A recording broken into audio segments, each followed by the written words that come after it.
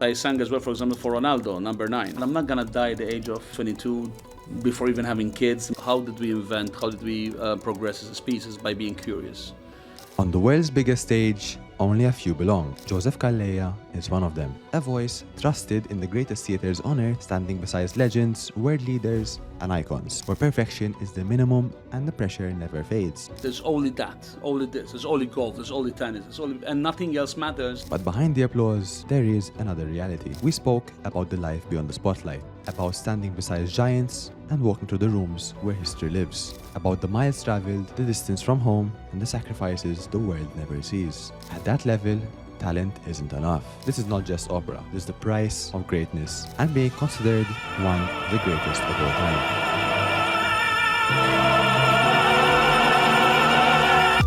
This is Joseph Calleja. Do you feel you're at peace currently, or are you still chasing something?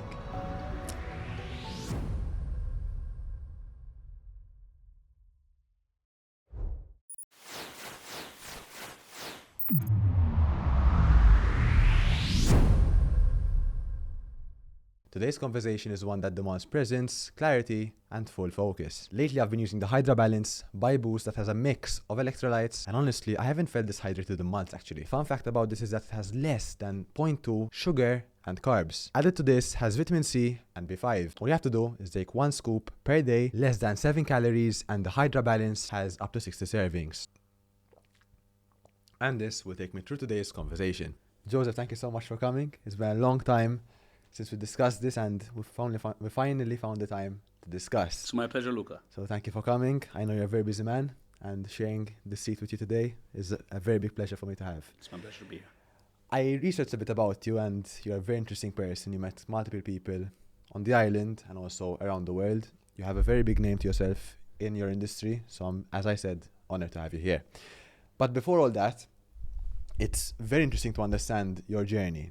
And obviously, we're here to discuss your future, your past, your present, and what built you today. Young Joseph, give us a bit about that. Young Joseph, I mean, I was a normal kid like anyone else, but I always had a voice. Not to sing opera, I didn't know that I had a good voice, but I know I had a voice because I used to sing the cartoon music. Then I was in the church choir, of course, in nursery rhymes before. Then I was in the school choir, I was in De La Salle, then I met Conrad Poulet, the guy of Scar, and we started desecrating the chapel in De La Salle with Guns N' Roses, Pearl Jam, Nirvana, I think some Metallica, so... Let's go back. So, younger. Any sports? Oh, yeah. I mean, if you're in De La Salle, it's very hard not to be involved in sports. Exactly. It's a school that really concentrates on sports, and I was good at shot put, I was good at discus, I was the national team of basketball in the Maltese national team. Lot of things. I was a goalkeeper, and I started as a goalkeeper in a field at the back of my house in Attard. I always hung out with older kids than me. So I was older. I was 10, 11, they're 15, 16. Okay. At that age, those 4 or 5 years is massive. You know, like, even though I was a big guy for an 11-year-old, I wasn't enough big to be as big as a 16-year-old. So I was always a bit presumptuous, and I used to go and I wanted to play with them. And they said, well, you can play with us, but every goal you let in will beat you up. I can tell you, I became a very good goalkeeper very quickly. It's a true story. That's true. I remember I used to going home with a swollen jaw, swollen lips, broken lip, black eye, but I think I just had a normal, happy childhood. Happy childhood. And is there one memory when you're younger that you look back and say, all right, that is who Joseph was? One memory, one small memory. Well, no, because it isn't just from memory that makes you who you are or what you were. It's a mixture of things. I think I've had such, because of then what happened in my life, my past, and then what happened early on at the age of 19 when I started singing professionally, it was two different worlds colliding and then ultimately being one, right? So, but my old life, in inverted commas, did not only help me in a way. The fact that, for example, I liked helping out in the kitchen, that helped me to cook for me when I was living alone. The fact that I could, for example, shoot a rifle, shoot a shotgun. That helped me when I met certain people who are interested in that kind of sport. Exactly. The So fact that I could fish, lots of the fact that I could horse ride a little bit. I mean, all these little things. Then you find people in common, and here in Malta, I have to say, bar skiing. I mean, in Malta, unless it's water skiing. In Malta, you can do whatever you want. You can jump off a plane if you want. You go to Sicily. You can fish. You can dive. You can do any extreme sports you want. You can weightlift. You can shoot. In shooting ranges, or you can do the clay pigeon shooting. So you can golf if you want. So there's a bit of everything here for such a small area that we are. You were a sponge to many things. Yeah. So I was like I liked. I played tennis, basketball, football. I did the shot put and the discus. So I had a lot of interests, so to speak. I loved animals, I loved aquariums. So having all these things, I think then when you go abroad and you meet people, because of all the hobbies and all the life experience you have, you connect with more people because you hit more common ground. Exactly. with more people. We're speaking about friends and activities, but let's focus a bit on the family side now, where young Joseph has obviously his family, and as far as I know, your father had a supermarket chain. Later on, but he started, him and my uncle, with import export and wholesale business in Malta. They were quite big. They were second only to Mitzi and Sons. In fact, Mitzi, the big boss, the first time he met me, he told me, "Ara Charles Calleja," because my father was Charles. So, yeah. But I mean,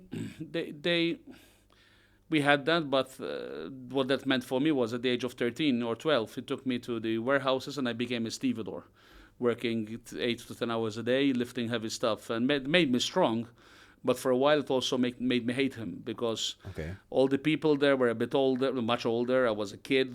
There was the coal in front of the warehouses at the time, and in Marseille we had the power station with the coal, and this dust came, they went into your nose, went into you everywhere. I remember my grandmother Helen helping me shower as a kid because I couldn't do it by myself. It was so much of it in my because the cold, the dust with the wind, especially in summer, it forms a fine dust that goes in your orifices, your nose, your ears, and I was a 12, 13-year-old. So I was about to get to it actually. So you were young, and obviously your father's building a huge business.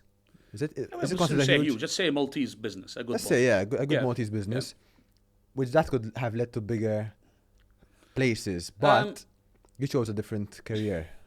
Well, the voice chose me. I know it sounds pretentious. But I started singing, and when I heard music, it's all I wanted to do. It sounds pretentious, but it chose me. And it's in the case. For example, I'm not comparing stardom, but it takes like someone like Federer, right? Okay. So this guy I'm sure his parents didn't send him in a tennis club to become, 7, 8 times championship holder.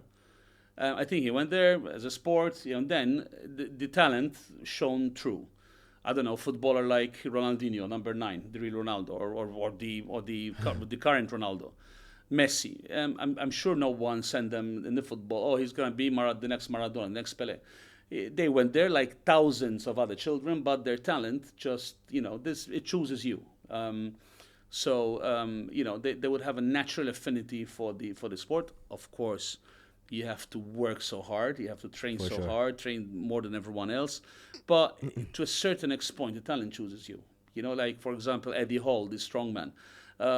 He never went... In the beginning, the first time he went to a gym to see what's going to happen, he didn't go, I'm going to become the world's strongest man. No, what happened? He lifted a weight. It was his first time. And he said, he lifted a lot for his first time. So that showed everyone and himself as well, all those around him, that he had a natural affinity for the sport. So you believe that happened to you? That happened to me 100% with my voice. I was born with a voice. Of course, I studied a lot, I was born with a voice. Studied? You have to study for voice. You just don't sing. You have to study technique. I studied vocal technique for many years. Vocal technique is one of the hardest. A law course is shorter than to study voice. It's a very because it's not just voice, it's breathing, it's support, it's getting to know your instrument. Then there's the music, there's the theory, there's a lot. Opera is the most complicated art form, performing art form there is. There is nothing more complicated because it encapsulates ballet, drama, theater, costume design, stage design, dramaturgy, everything into one. And singing plus that, and singing without a microphone. So you need to know how to project the voice, and I'm going to explain this in a basic form, in a theater of starting from 600 people up to 4,000, like the Metropolitan Opera in New York, without a microphone. So, and not getting tired of, and the technicality and the phrasing. It's a huge undertaking. No microphone is... Yeah, but that's but that's what we do, and the technique, the vocal technique takes 3 years at least of constant studying to sort of know what you're doing, and 10 years of experience before you really know what you're doing. It's a very complicated. Then it becomes second nature, but till it becomes second nature, it's and even when it becomes second nature, you have lots of challenges. I'm stuck to this phrase you mentioned, that you ended up hating the situation your father put you through. In the beginning, when you're 13, you want to work when you work in the office with him, or you don't want to, be in a dirty storage. But did I phrase it well? Was it the right wording? Well, I didn't. I was at the time, as a 12, 13-year-old, I was wondering why he did that.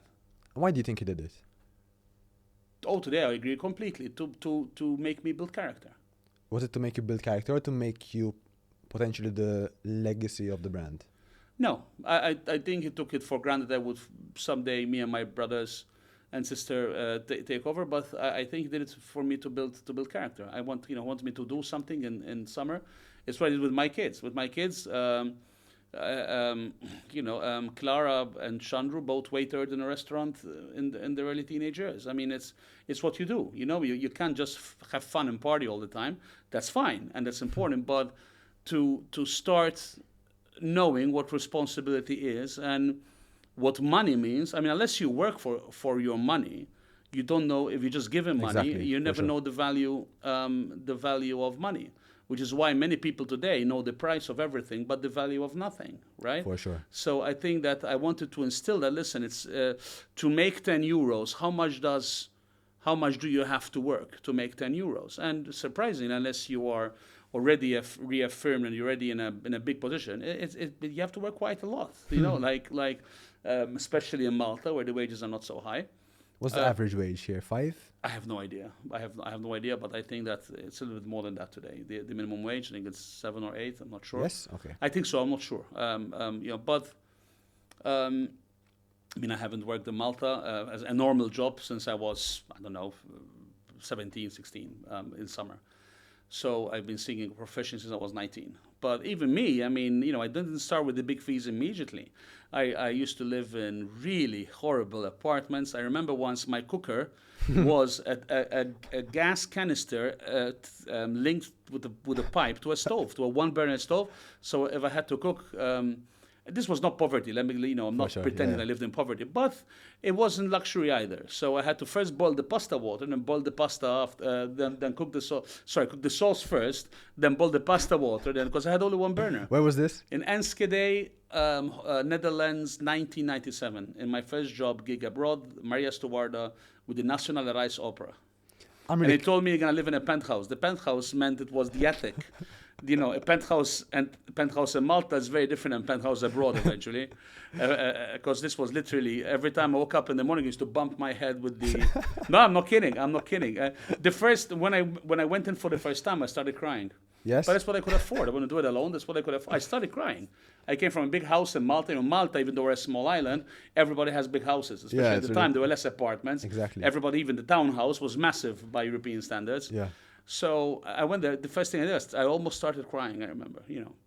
How old were you here? 19. I was 19. I'm really curious about this, and I'm gonna change subject a lot, but then we'll go back to the start. Yeah. In the beginning, now I know it's the same in sports, the same in anything you do, and the same in business. Yeah. How did you monetize this? How did you monetize your voice in the beginning, in the early stages? I got paid to sing. I did operas and concerts. Like if there's not a lot of. But did you reach out to people? Did they reach out to you? No, I won competitions. I went abroad in 1997 in Vienna, the Belvedere Hans Gabor. I'm still, till this day, one of the youngest prize winner that won a prize in this competition. I was definitely still the youngest Caruso competition, and I was one of the youngest people who won a prize in Operalia of Plazo Domingo. So, I mean, when all those people are telling you, listen, you're good, then agents started noticing me, and I built. So it works with agents. So you have agents. I built, yeah. Okay. But all through the voice, all through, of course, my teacher Polasha and my mentor. He was with me every step of the way, but no one helped me from Malta. Not one single person. There was no government involved. At the time, there was no foundation like mine today, for example, that are helping so many artists to go abroad and fulfill their dreams. So I did all by myself. My parents could help a little bit, and they did. But even if I was, let's say, from a much more modest background, I would have still made it because I had the drive. And at one point, I just, I had an argument with my teacher, and I just took the duffel bag. It was a head duffel bag, and I left. Without smartphone, with my little credit card I have, a little bit of cash, and I left. It was different time. There was no WhatsApp. There was no Apple. It was have to buy maps. You got lost a lot. You asked for directions a lot. But the fact that as a Maltese, my generation speaks 3 languages at default, which is English, Maltese, and Italian. Yeah. But I was good in languages, and I had picked up French already, and I was a very fast learner, so that helped.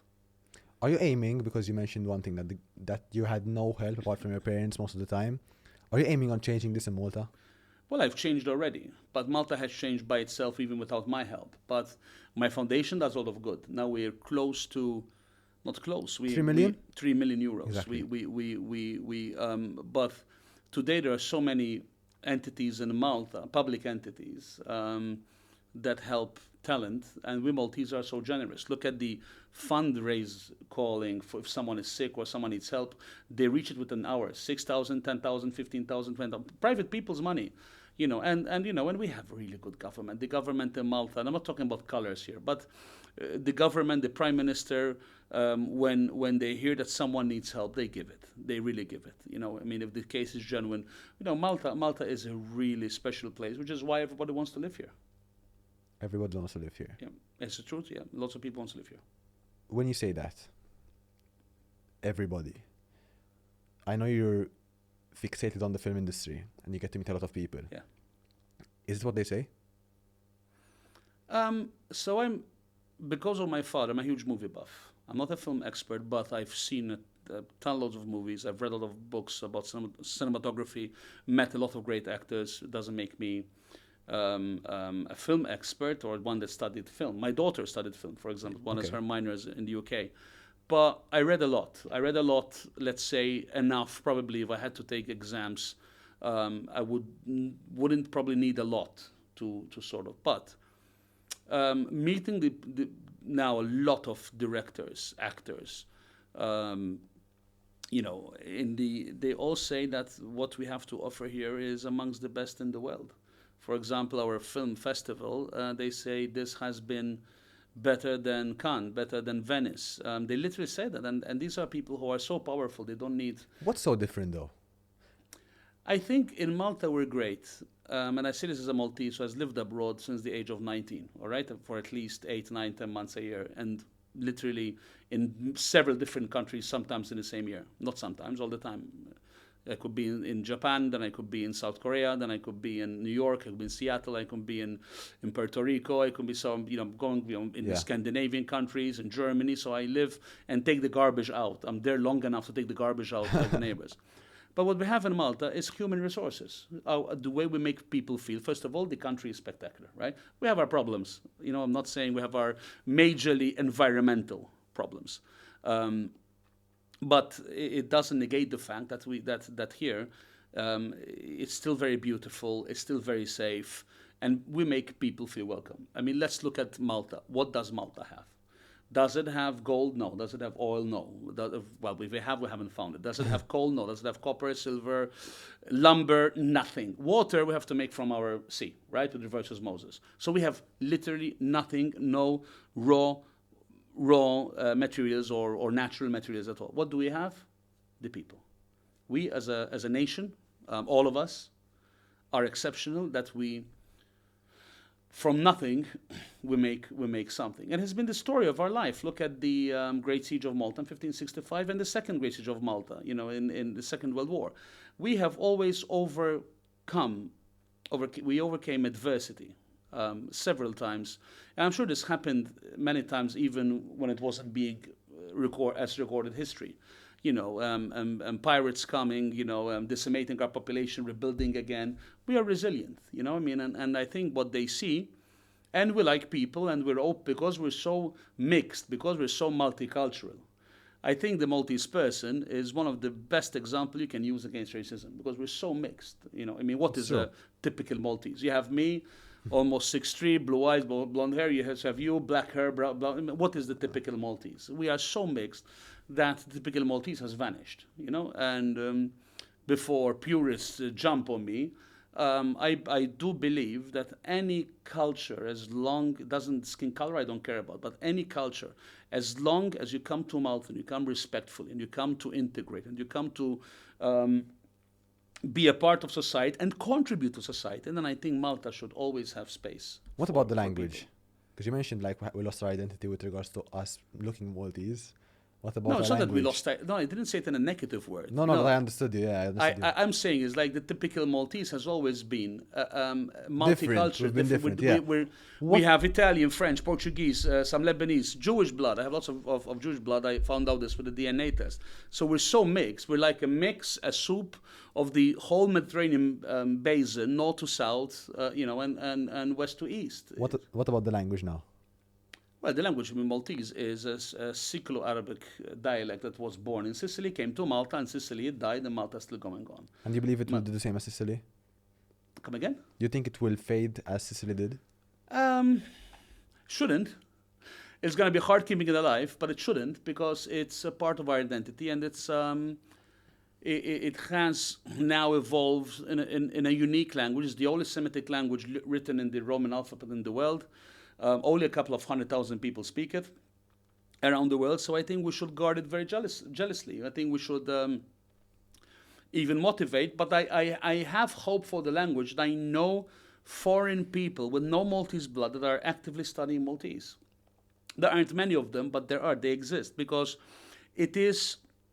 Maltese is a language because of its uniqueness that elicits curiosity, and if there's curiosity, then there's people hungry for knowledge, to know it, to speak it. So no, I think as far as one can go, protecting our language should be definitely a priority. Love it. Let's go back to when you were 19. By the way, people are gonna criticize you that we're not having this you believe so? podcast in Maltese, 100%. But listen, man, it's I know. The way I reply is, the problem is that Malta is multicultural, multilingual. Yes, Maltese is our first language, but by doing it all in Maltese, you're Can I ask you a question? Yeah. That will answer mine. Yeah. Do you believe that with regards to scalability, using the Maltese language can help me scale to where I want to scale? Well, today you could, maybe with subtitles, but people who don't speak the language will always prefer to hear it in English because when it's direct, today Joe Rogan, the biggest podcast in the world, could do an episode in Maltese, but for sure it's not going to be appreciated by those, and he's watched all over the world. He's watched in China, he's watched in Scandinavia, he's watched pretty much China, maybe he's banned, I don't know, but some parts of it, I guess. Well, let's say Hong Kong and maybe Taiwan. But it's watched everywhere. He's watched in English, right? Because English is a universal language. What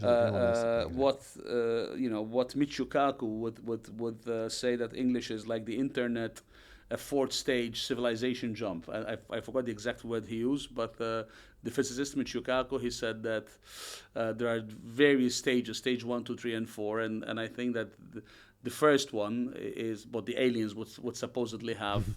The internet is that kind of communication. English, at least on Earth, is the universal language, with Chinese and Spanish, by the way. Lovely. Yeah. Let's go back again to when you decided between rock and opera. Opera, exactly.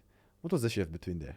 There was no decision. As soon as many people can sing rock, not many people can sing opera. So for me, and the way opera made me feel, it immediately gave me a big kick. Who decided for you? Was it yourself? It or was myself. it opinions? No one ever pushed me. No one ever decided for me. I did what I wanted. So I never had people deciding for me. 100%. Does that reflect on your success, you believe?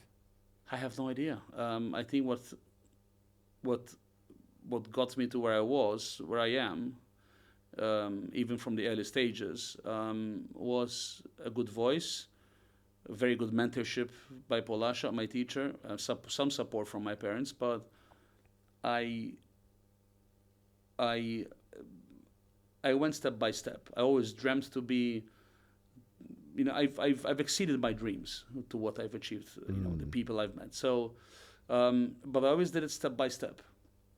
The end game was to be the best singer I could be, and then whatever that meant. That was my outlook on it. You mentioned a lot of Paul, Yes. your mentor, Yes. and it seems like he's been through thick and thin, through the early stages to the end. Completely. What we tend to choose our mentor not because we like him, it's because he gives us a He lot chose of me. he chose you because I was in no position to choose. He chose me. He was. I sang for him at the age of 15, I think. He immediately took liking to me. He's born in January like me, days apart. And what's the age gap, if I may ask? oh boy, I'm really bad at Approximately, maths. I'm approximately. very good, I can tell you. So he's born in 23 or 22. I think it's 23. So 43, 53, 63. it was over 33, 43, 53, 63. It was 55 years age gap. 55. It was like my grandfather. It was like the grandfather I've never had. And he was an extraordinary man, very intelligent, very short-fused. He was typical Maltese. He was typical Maltese. He had brownish complexion, striking blue eyes, very stocky and muscular, and he was. He used to punch me regularly. Thank God I was big and strong, but he used to punch me in my shoulder regularly. If I don't do, I was, I'm still hard-headed and stubborn, but I must have been a nightmare when I was 15. He literally punched me once or twice on like a proper punch, a proper straight. And I come from a family of boxers, so at least that helps a little bit. Why do you consider him your mentor after all? Hey, but he was the one that knew what I was doing, and he was the one who taught me everything I know. Of course, I've learned different things from different people, but he was extremely important for me. With regards to we used to spend hours every day. Sometimes he slept at our house. wow, okay. We were inseparable, and when the first time I was gonna die, I felt so lost that I made a conscious decision to go. He was married with a second wife, but I made a conscious decision to retract a bit because I said if I was gonna go nuts the first time he was gonna die. I mean, he was old. He died at the age of over 90, it wasn't cruel from myself, but I had to go a bit away from him because had I stayed that close, I would have not managed. I would have gotten a mental breakdown because every decision I took, first guy I used to go to. Is there one memory that reminds you like clearly that he made you who you are? Clearly, a clear memory.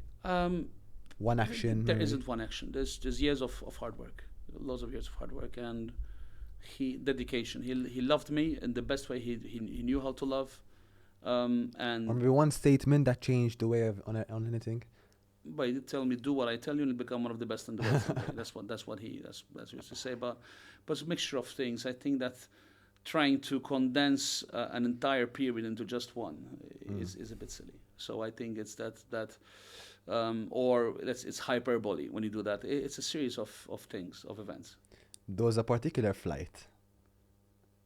Okay. That didn't end the way you wanted to end. Oh yeah, okay. That was 2001, 2000 flight, Schiphol Airport from Amsterdam to Arlanda Airport in Sweden, and I had my ex-girlfriend of the time, my girlfriend of the time, Laura, and same flight. No, she wasn't the same flight. She was Dutch from Rotterdam. I had a break in performance. I went to see her.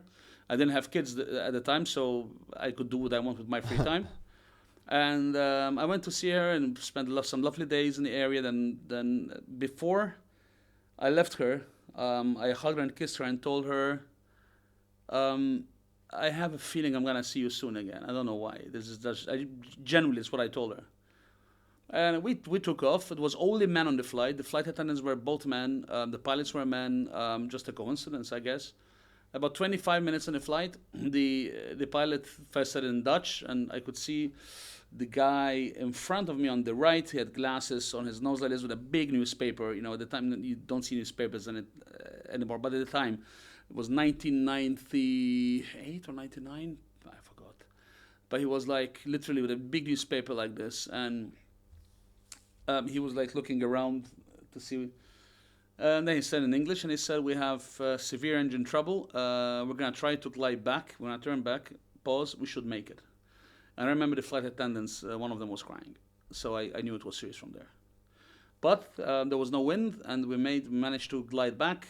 We had enough altitude, so we landed and What was the feeling there? went out with the chutes, if I remember well. And then I was on a new flight after an hour.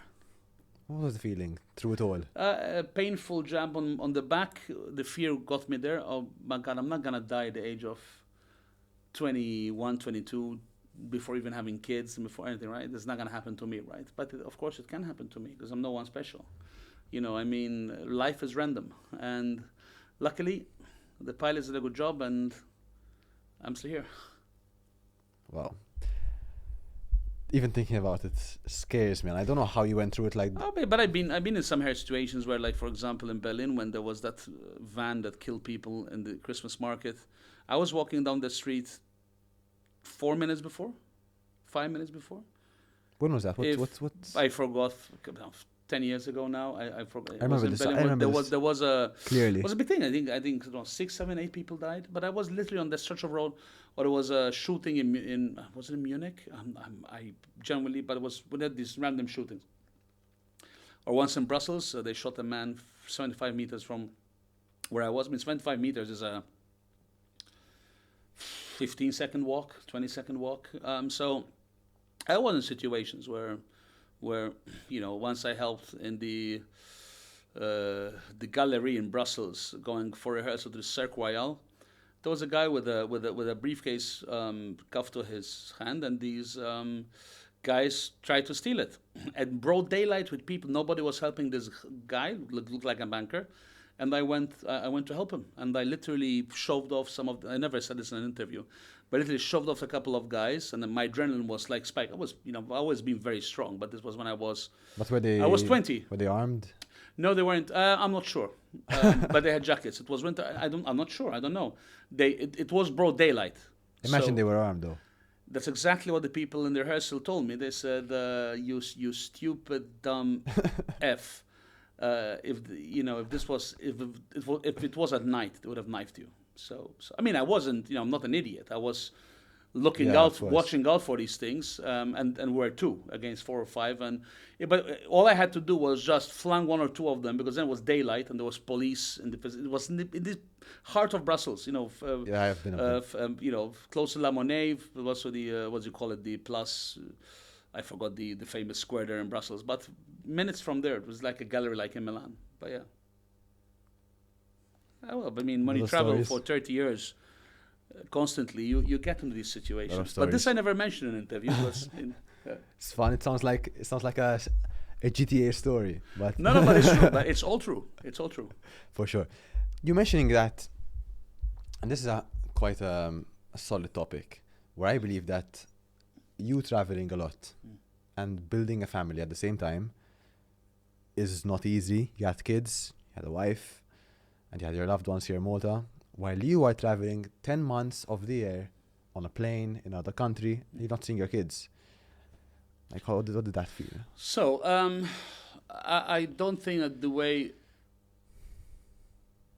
I got into the relationship that my kids were born from was orthodox at all.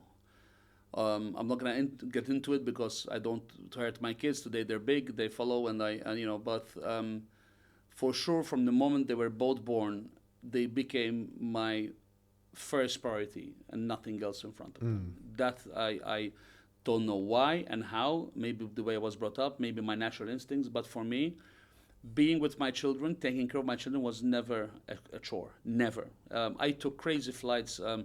You can ask him once, Father Michael Ajus, he has a parish of Divine Mercy in Nashar. We were for the Nobel Prize ceremony and we had Where was dinner. this? I generally forgot, a long time ago. But I was already a name, that I can tell you. And he came with me. We had the gala dinner. I was still in my tux. He was in his tux. And he told me, "Fein say, where are you going? Where are you going?" قلت له, why? قلت له, Ali, you're leaving the hotel at 3 a.m. in the morning. Ali, you're crazy. I said, yes. Ali, take my flight. Change the flight. I said, no. I said, if I take this flight now, it was 2 flights. What time was this? Then I can, 3 a.m. in the morning, 2:45 Yeah, a.m. you're right. 2:45. I went from the dinner, but I flew in my tux. I just removed my tie because I had to make the flight. Because if I took those 2 flights, I could pick up the children from San Andrea, and that for me is... What was their reaction? No, the reaction, like always, when I surprise them, they don't know I'm there. They used to go crazy. But the first 5 years, Clara traveled with me. The first from the age of 1 or 2, she was with me all the time. Then her brother was born, but she was with me with Colette.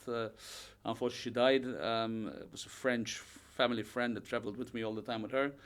And so the first years, actually, they used to come to see me a lot. So I was, let's put it this way, I was much more present in their lives than my father was in mine. And my father didn't travel. So it is quality time, within reason. And now I've been a single dad now for more than 6-7 years, something like that. So I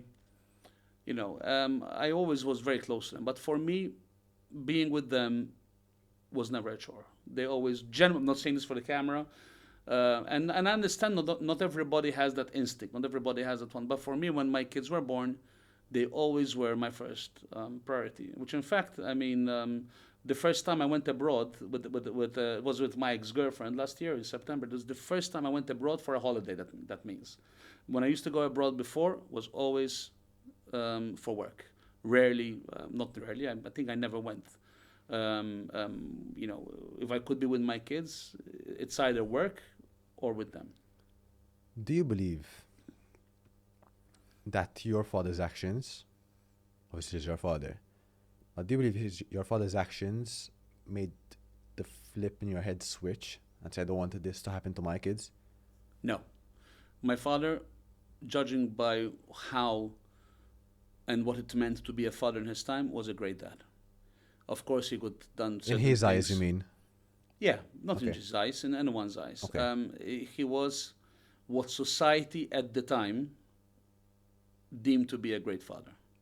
Did he do everything perfect? No, but who does, right?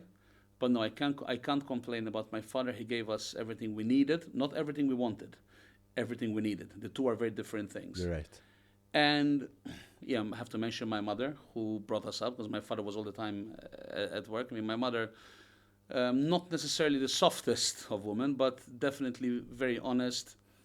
And she gave us everything she had in the best way that she knew how to love, in the best way that she knew how to give. So, that's all a parent can do at the end of the day. Did it hurt you, though, that your father wasn't that present? Did it affect you in any way? Because how can you miss something which is not there? How you can miss something that you don't know that it's there? No, I wish he came to... My mother always came.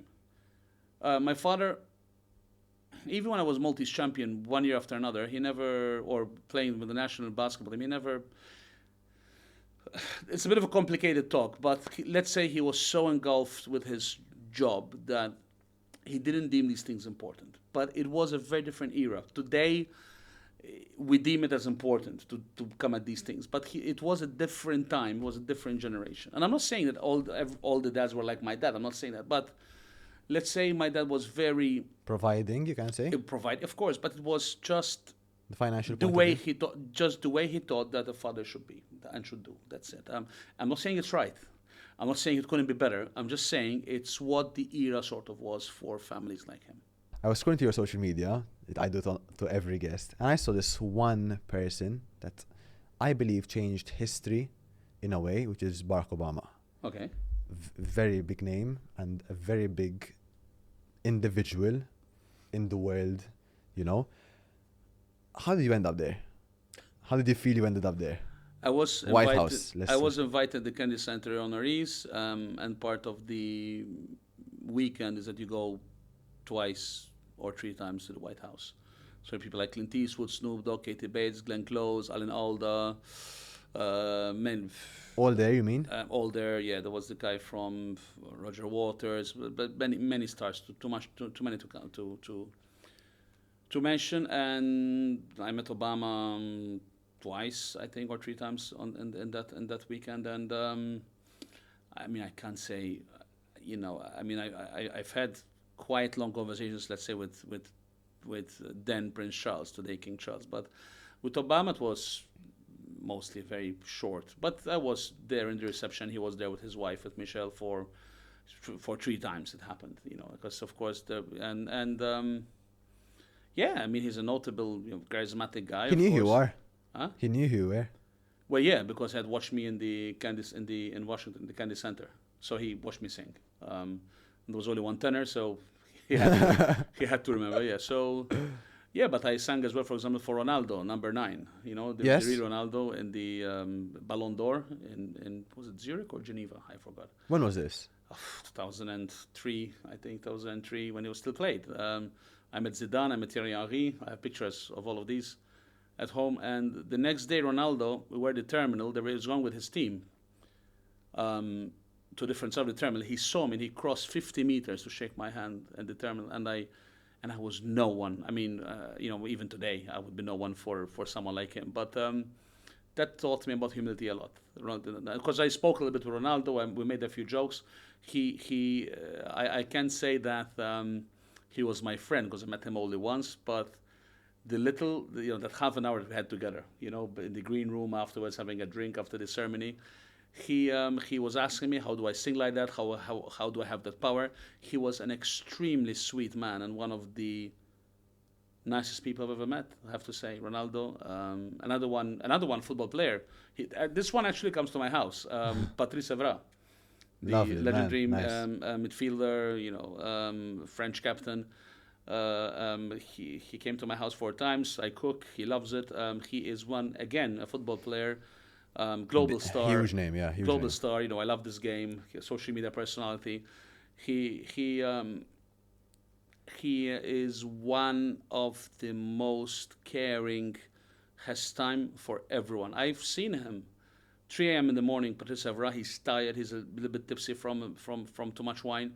Somebody comes from a picture for an autograph, he never says no, he never gets angry. And he's one of the loveliest people I've ever met, and someone I would go out of my way to see again and again and again. What's one lesson he taught you? With regards to actions, words, anything that comes to mind? I mean, I didn't need the lesson in this case, but anybody from him would learn graciousness. I never turned anyone down. I always had time for everyone. When they're genuine, Yeah. him as well. If someone is not genuine or someone is trying to take advantage, you don't give him the time of the day. But someone who's genuine, you have to be gracious, and Patrice he's a good boy and a good heart. He's a lion. He's like a lion, like Ronaldo. A lion, the heart is like a lion. And lion, but a gentle lion. But for when we need that, for when he needs it, there's the teeth and the claws. Anyway, I'm a bear, similar power. But me, I'm the same. I'm gentle and as much as possible. But if ever it gets necessary to get those claws out, of course I can. But Hungry for success. thankfully, it happens sparingly and few and far between. Quite big gaps between. But I think that these people, what they teach you is humility. When you meet these big stars, these big individuals, they invariably, with very few exceptions, they are very, very humble. Yeah, speaking about it, so there are people who are humble, people who are not. Is that one name you'd like to mention that you felt? Yes, but I'm not going to mention him. Ick. No, not going to mention him. Yes, huge star, rock star, I'll tell you that. Yes? But I'm not going to mention What were the actions? him. He was taking himself too seriously in a very small group, talking about 4 people. I'm not going to say anymore because if I say anymore, you realize who he is.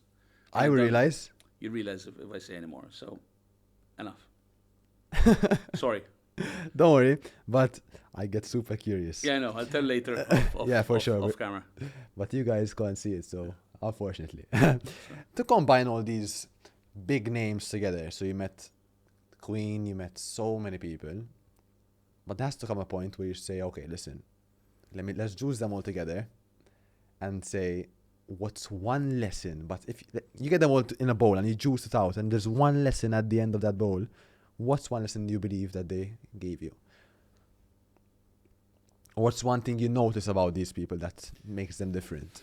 Oh, what makes them different, or the lesson I took? There's two different questions. Well, what makes them different is their drive. Okay.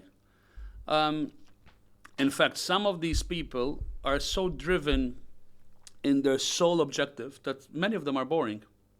I'm gonna surprise you, but many of them are boring because there's nothing else that matters to them except their target, which makes it a very finite spectrum about which you can discuss, what you can discuss about. So,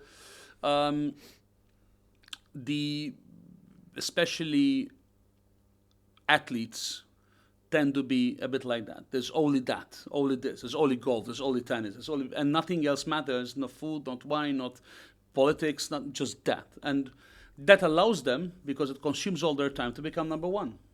Because there's nothing, no distraction. Arnold Schwarzenegger, he mentions it brilliantly. He said, when I used to be in the gym, I could be working out, and if someone was trying to steal my car, I wouldn't go out to stop him. I would still work out because I would be so in the zone. He would literally speak. He said it on video. He would be so zoned that even if someone is stealing his car outside, he's not gonna interrupt the set. He's gonna get the push. He's gonna get the pump because he wants the muscle growth. And people like that, when you combine talent and the natural disposition,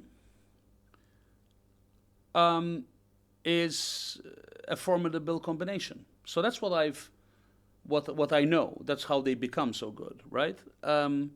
What I've learned is that if that is not balanced out at some stage in their life, they're going to have a very sad end. Because when you have only that and no kids, no family, no human connections, no other interests, it becomes boring very quickly, and everybody has the end. Whether you're a footballer, whether you're a singer, whether you're a tennis player, everybody has the end. You always become old. You always lose part of, Ronaldo will still be good playing football at 65 and 70, but he cannot do it professionally. You know what I mean? Sure. So we all have same to me. Hopefully the end of the life for an opera singer is 60, 65. Yeah, of course, Placido's still doing it at 80, but people like that are few and far between. So you gotta prepare for that before by creating and by preparing your mental state for that as well. That nothing lasts forever. And this too shall pass. The bad things and the good things. So everything will pass. You just mentioned something really I want to elaborate on. So you mentioned that the good things will pass and the bad things will pass too. But do you think they tackle problems differently? Yes. To the norm? Of course. Because when you have only one goal, when you're concentrated 100%, problems are not problems anymore. They're opportunities. Depends. Well, it depends from the problems, but normal problems, define problems. It depends what. For example. Let's say, for example, court case. Example. They wouldn't care. They would get their lawyer. They would get the best lawyer money can buy. Wouldn't care, and it's something like on the side. They wouldn't care. If it's health problems, they'll put all their money to fix that health problem, and all their energy, and the problem gets fixed because the energy is already there. They don't have time to do anything else because that's where the energy is. Sometimes you get phenomenons. I don't know his name, that American golf player, who's always drunk. And he plays with a cigarette, sometimes with alcohol in his hand, and he beats everyone, including people like Tiger Woods. I forgot his name. You can Google it and caption it afterwards. He's with a beard, always with a hat, always with colorful clothes. But then you have phenomenon, incredible people. That Maradona was like that, the football player. Exactly. Cristiano Ronaldo will not party for 6 months before a game. He doesn't drink alcohol even in his off time. There was his mates. I never met him, but there's his mates. interview when they invited to his house, they had salad, water, lean beef, and he took them to the gym to do sit-ups and other. He doesn't have a day off unless it's for resting, massage, recovery. You're not gonna find him with a bottle of whiskey or with wine. There's no way. Do you like that life? Huh? Do you like that life? Which one? His. Oh my God, I would find it incredible. I mean, Apart from the money. It doesn't matter that I like it. It matters as he does. It's good for him, so it works. Exactly. I like my wife with a bit of wine, with with a bit of other things, but it's fine for him. And his colleagues, his fellow players, don't like that life. The players, even stars, they like sometimes to let their hair down, sure. to have a bit of fun. Boom. If what people say is true, but everything points that it's true what his life is, because he's in his 40s now, close to 40, close and to 40. still doing bicycle kicks and scoring bloody goals. So he has done something right. He's of course one of the richest sportsmen to ever live. So he's doing something right for sure. But yeah. Mentioned these people though, but I want to go back to it because I want to elaborate on this. That okay, they pay the lawyers, they pay personal trainers, etc. But the norm maybe don't afford it. I don't think it's an excuse though. No, but I don't think monetary is an asked me excuse. about these famous people, and these people who are the top of their game. Exactly. So invariably, if you're top of your game, you can afford a lawyer. I mean, almost everyone can afford a lawyer, but they obviously can afford the best lawyer. So whatever stumbling block they have, they try to get rid of it as fast as possible to concentrate on the one goal. I'm gonna be the best. I want to stay the best, and nothing else is gonna come in the way. So what's one lesson you'd give to the audience about this situation? Well, the lesson that I've learned is that it doesn't matter. It doesn't matter in the sense. It's great to be great. It's great to be, but you gotta be happy with yourself inside and with those people around you, with the close. For sure. That to me today I know for a fact that it's more important because so many of them crash and burn, and they become Kurt Cobain, Chris Cornell of Soundgarden. These are phenomenal people who killed themselves. And there were other sports people. Sports people tend to do it less because with sport you still have a community, especially in teams. You have people to reach out to, but you gotta take care of yourself as well, of the connections with people. Be, if you can, in a happy relationship. Be in a good relationship with your kids. These things are more important for your mental health, for your completion as a human being. Of course, when you reach the top and you do stuff like that, your name is in history. It's carved in history, and it's a great personal achievement, and people will love you for it. Some people will hate you for it, but everything comes. I think the major lesson is everything comes with a price. Everything. This is a question I had to ask familiar people I know, but I decided to put it on my iPad today to ask you because through all the success, through all the failures, do you feel you're at peace currently, or are you still chasing something? Is it something you're still chasing in your heart? As a human species, that always chasing is default. How did we progress as a species? By being curious. What does being curious mean? You're not at peace, because the definition of being at peace is not being curious, right? I mean, I wonder if I can put this fire in a little device. That means you're not peace with the fact that there's a fire in your fireplace already, or in a bonfire in front of you. So, as a human being, no, I'm not at peace. In the sense, I'm at peace with myself fairly, in the sense that I'm comfortable with my own company. Fairly, I do okay. It was not always okay, because when you're in a loud situation, you need people, you need theater, you need chaos for you to feel normal. But with myself, I'm sort of at peace. But as a general state, I'm not sure even being at peace is a good thing. You can be at peace with your family, you can be at peace with your children, that's positive. But being happy with your current situation, I think no one is, because then otherwise people stop to work. Take the multimillionaires or people who have so much money, they don't stop. Elon Musk. Like you said, I Love went it. to Mars. I want to go to that next galaxy. If you have peace, you say, what? Now is a great time to stop, drink malt whiskey and smoke cigars. But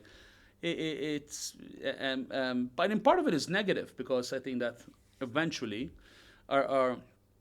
our time on this earth is finite, and I think it's also good to have some fun sometimes and relax and just be, which I do that with my friends. I do that a lot. I cook, we wine, but someone like Elon Musk probably already found a way to cheat death. So maybe he knows he's gonna upload his consciousness in a supercomputer, in a quantum computer, and download it to a new body.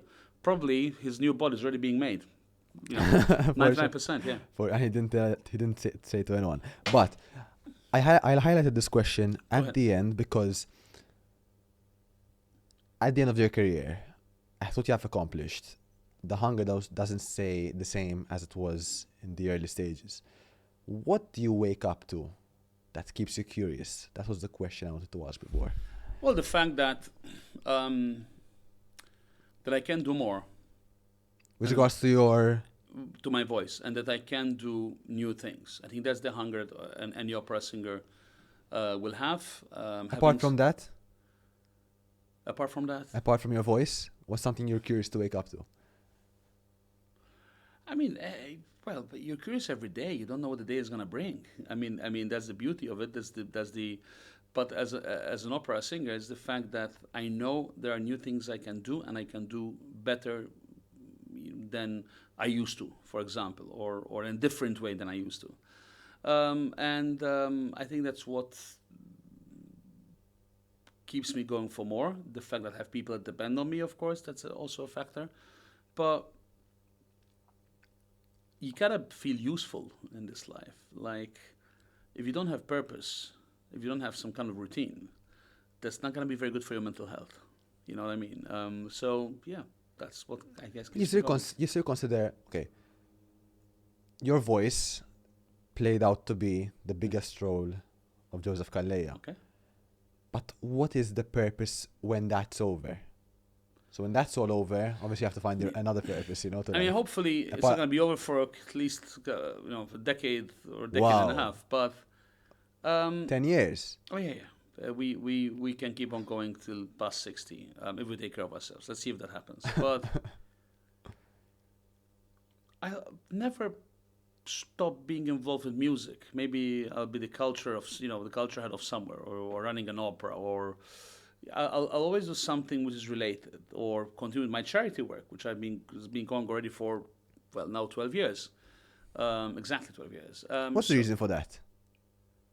Of you dedicating to charity? That's the charity thing, the Bank of Malta, Joseph Calleja Foundation. I never wanted any Maltese talent not to have money, and we have raised now almost 3 million euros. We've helped over 100 scholars from the plethora of all the performing arts. We have ballerinas, we have stage designers, we have jazz guitarists, we have, of course, opera singers, we have pianists, we have violinists, we have violists, we have dance, ballet dancers, we have ballroom dancing. And we reached over 2,000 children with our outreach programs in these 12 years, and raised 3 million of private money. So what's the goal of it? So I'm to help Maltese artists, to make sure that no one gets left behind. To push them outside of Malta, or to build something here? Both, but most if you want a career, you can't do it in Malta, right? You need to go beyond, because we're a small place and you can't have a major career of any relevance in Malta. I don't know if you agree with me. Malta is very, very good to start anything, any career, but then it's hard to scale. It depends. If it's gaming, it's a place to be. It depends. If you're a lawyer, if you're financial services, this is the place to be. It depends for what. Yeah, but to be an artist, you need to go out. Why? Because we're an island, we're insular, and we're 700,000 people, 200,000 of which are expats. So of course you have to look elsewhere. But if you have a diving school, Malta's great to have a diving school. You're right, for sure. If you're doing plane maintenance, Malta's great it depends from what. But the artists and certain things, you can be a doctor and never leave Malta and be super successful. You can be a lawyer, never leave Malta and be super successful. So, yeah. Good one, love it. Good answer. So let's go to the quick fire questions. These I love them. They're 1, 2, 3, 5, 6 questions Let's go. where they're quick, okay? And I'm going to ask you the questions quick. If you had to step in a room with all the people you met in your life, who's the first person you go up to and why?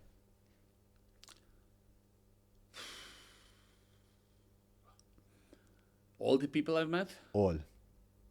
Everyone you had ever interacted with. Well, it's going to be my friend, Chafai, and my uncle Carmeno, who died. One. He can't give me one. You have to give I'm me being those. an asshole, but one. I can't. I love them both. It has to be, I insist. One. Okay, I can't give you Lino. Okay. Personality-wise...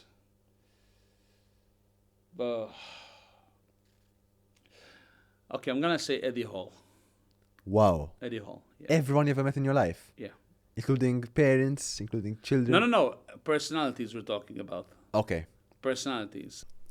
A promise you made to yourself and broke. A promise I made to myself and broke.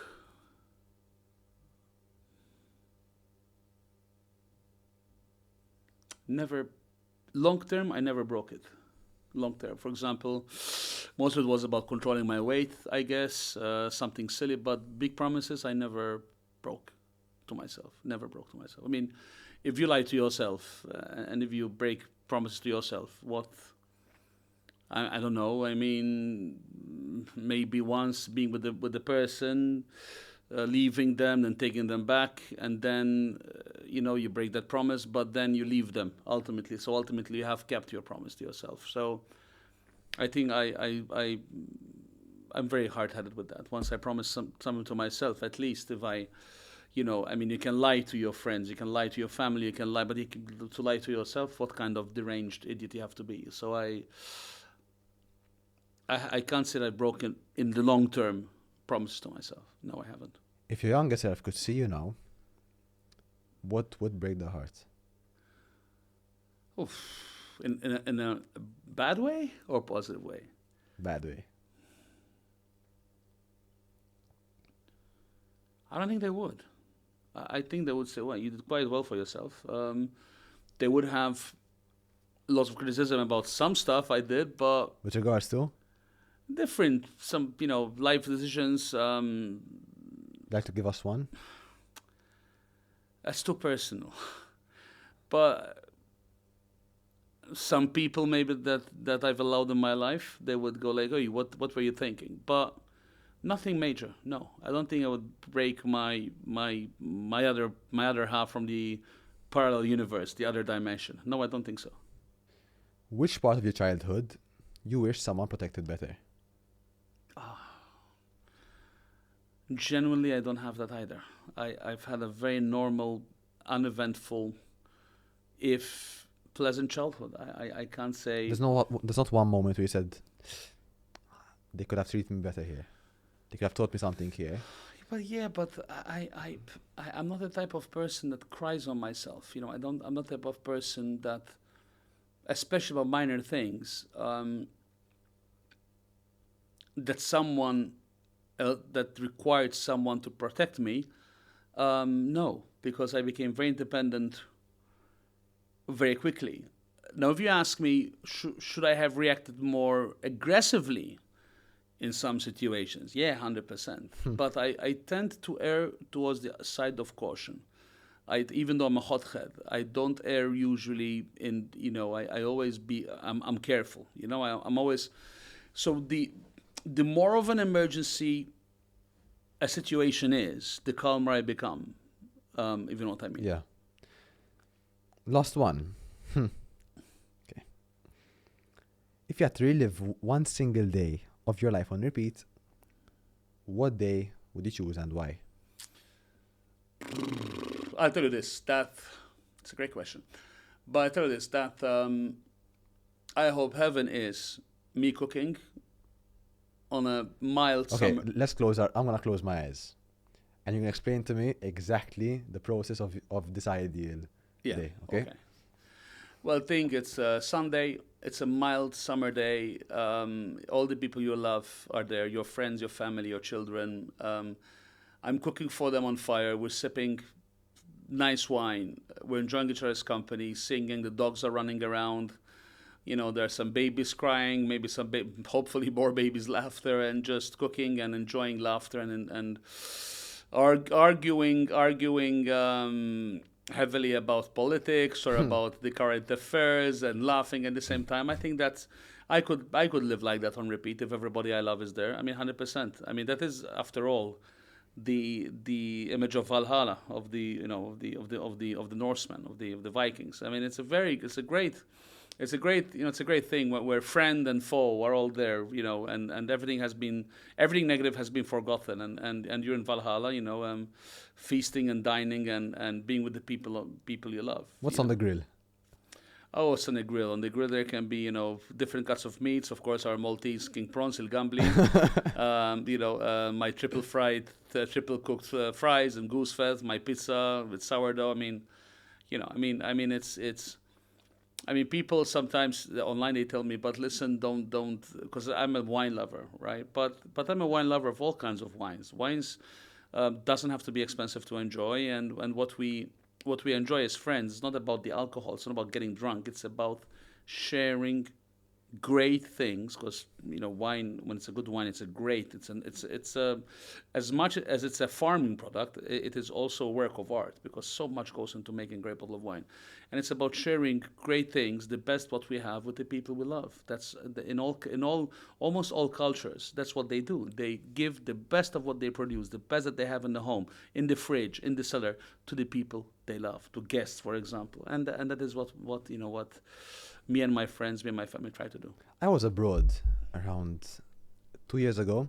I entered this restaurant, and this restaurant was full of corks. Full. I was like, right. And I had to ask the owner, it was that bad. Like, what's this? Why all these things? He told me, you're seeing all these? And I looked up, and it was full. He told me every cork has a story behind it. And like from there on, I was like, okay.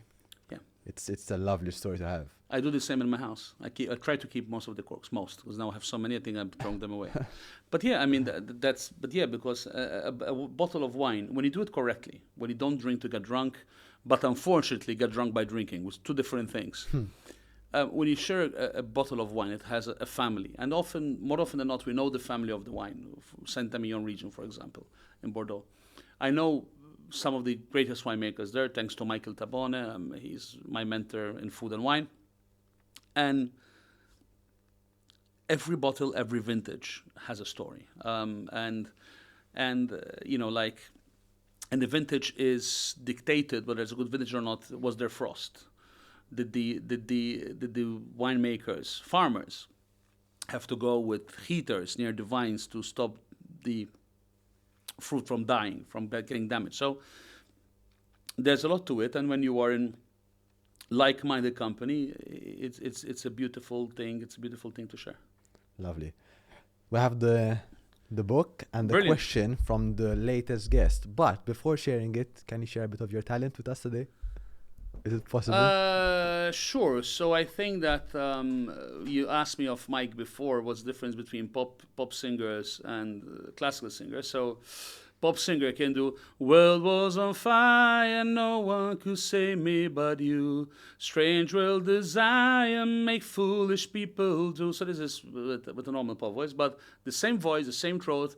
We can also do "Si con manu sorille, tu tiene navuchella, poco poco rille, a passugliatella." So both comes from the same throat, but different. Yeah, good. So tell me about this. It keeps getting fucking good every single time I hear you.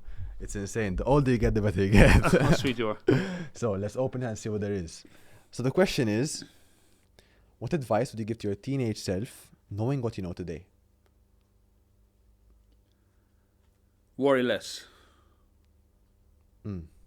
That is what I would say to myself. Worry less, definitely. And think about that. Worry less, because I said before, Things are good at the moment, they'll pass. It's gonna pass. They're gonna come shittier. Things are bad at the moment, that too is gonna pass. Let me expand just a little bit. It's do not over worry about things that are not in your control. Because you worrying about them is not gonna change fucking anything. Nothing is gonna change. So worry about the things that you can change and act on it and do it. But the things you can't change, no use to worry. Love it. Pleasure. Such a pleasure. Thanks. Thank you so much. Before closing off, I would Yes? like to say thank you to all the audience who's watching, who dedicated all this time to hear Joseph's story and whatever he Yes, had thank to, you so to much. share. Thank you for the patience. Apart from that, kindly like, subscribe, and leave a comment on who you'd like to see next, and also a comment on what you think about the episode. This segment is also aired on our website, www.teamchampionsconnect.com. Any last words? Thank you so much for the patience to listen to us. Thank you. Thank you so much, guys. And as always, Champions Connect out. Brilliant. I think it was great.